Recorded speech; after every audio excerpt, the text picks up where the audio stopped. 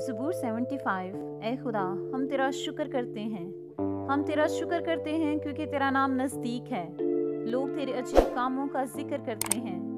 जब मेरा मुअय्यन वक्त आएगा तो मैं रास्ते से अदालत करूँगा। ज़मीन और उसके सब बशिंदे गुदास हो गए हैं। मैंने उसके सतूनों को कायम कर दिया है। मैंने मगरूरों से कहा, गरूर ना कर, और शरीरों से कि सींग ऊंचा ना करो। अपना सींग ऊंचा ना करो, गर्दन कशी से बात ना करो, क्योंकि सरफराजी ना तो मशरिक से, ना मगरिब से और ना जनूब से आती है, बल्कि खुदा ही अदालत करने वाला है। वो किसी को पस्त करता है और किसी को सरफराजी बख्शता है, क्योंकि खुदावंद के हाथ में प्याला है और मैं जाग वाली है। वो मिली हुई शराब से भरा है और खुदावंद उसी में से उंडेलता है।